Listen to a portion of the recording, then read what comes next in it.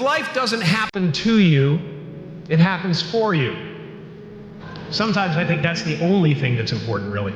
It's just letting each other know we're here. Reminding each other that we're part of a larger self. You are the vanguard of knowledge and consciousness. A new wave in a vast ocean of possibilities.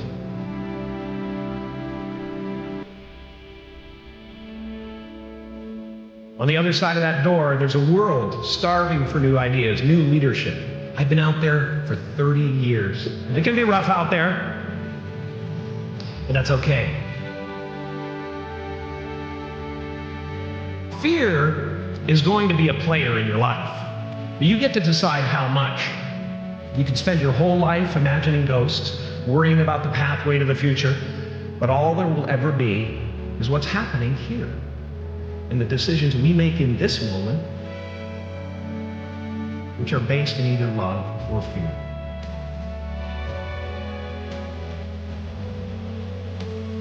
So many of us choose our path out of fear disguised as practicality.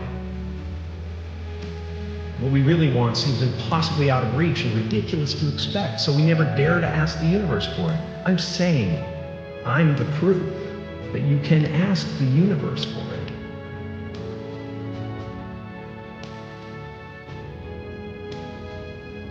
You can fail at what you don't want, so you might as well take a chance on doing what you love. I watched the effect of my father's love and humor and how it altered the world around me. And I thought, that's something to do. That's something worth my time.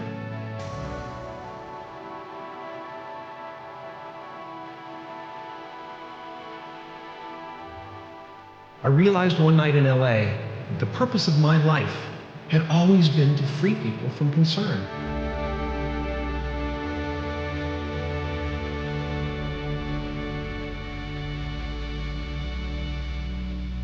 How will you serve the world?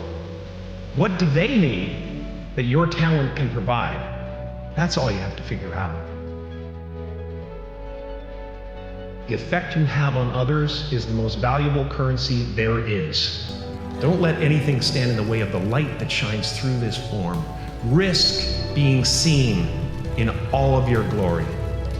I've often said that I wished people could realize all their dreams and wealth and fame, and so that they could see that it's not where you're going to find your sense of completion.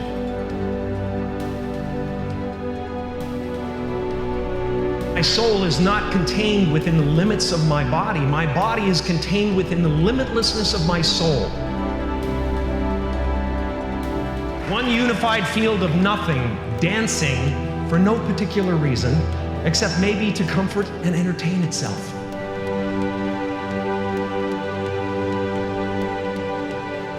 The imagination is always manufacturing scenarios, both good and bad, and the ego tries to keep you trapped in the multiplex of the mind.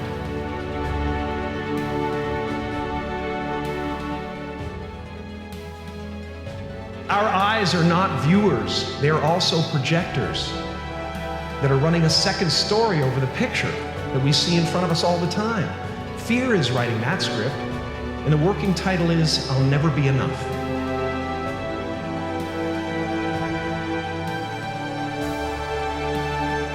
No matter what you gain, ego will not let you rest. It will tell you that you cannot stop until you've left an indelible mark on the earth, until you've achieved immortality. Relax and dream up a good life. It's just about letting the universe know what you want and working toward it while letting go of how it comes to pass.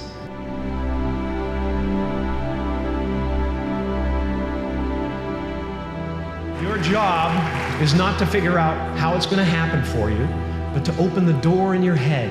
And when the door opens in real life, just walk through it.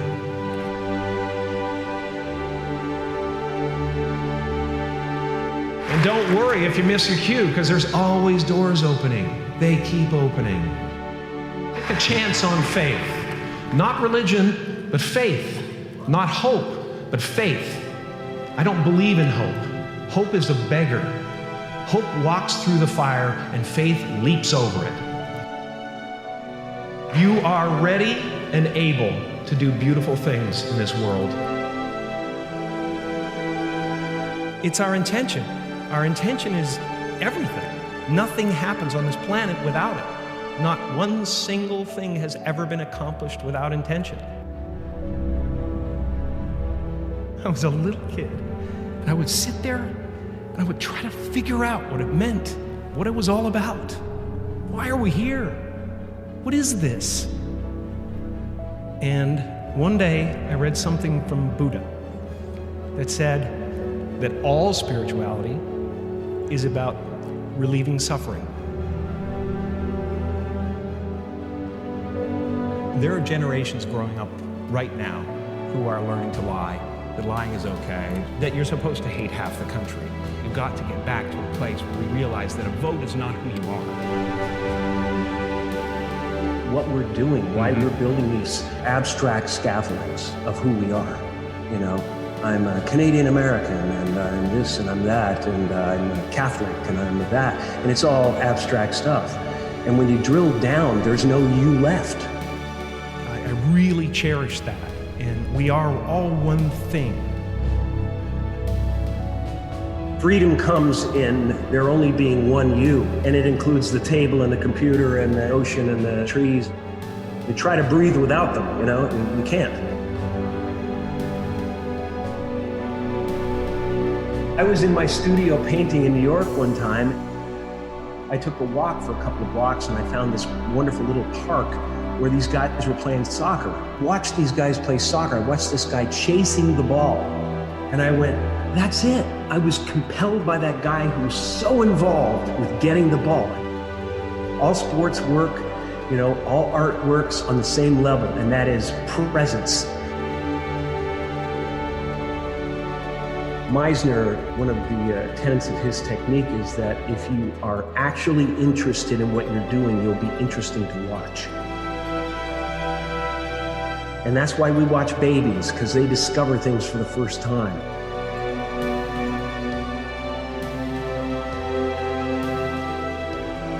No one gets through this life, it's too challenging, and there's too much stuff coming at us. We don't have the bandwidth to handle it. We have to find ways to escape it. We have to turn the gadgets off. We have to find moments in nature. Meditation is helpful, really helpful.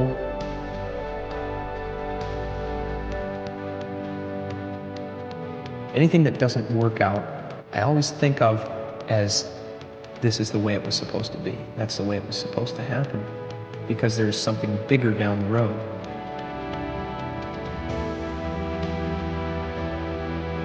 I'm finding that people are, for the most part, accepting of another kind of way of looking at things, or letting go of character. I do believe in manifestation, power, that kind of stuff, but I don't believe that any of it matters. You know, this mattering is, to me, a human construct, born out of a need, the same need as you have to have, you know, deities and things like that. I believe in the energy of God. Everything is divine.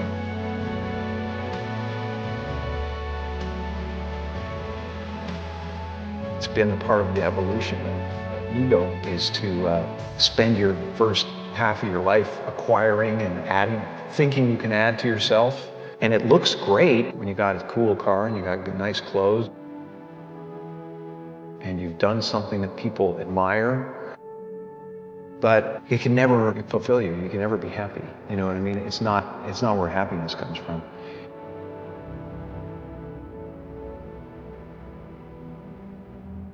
The feeling of wholeness is a different feeling than meanness. I don't exist.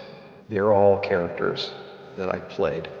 I played the guy that was free from concern so that people who watched me would be free from concern.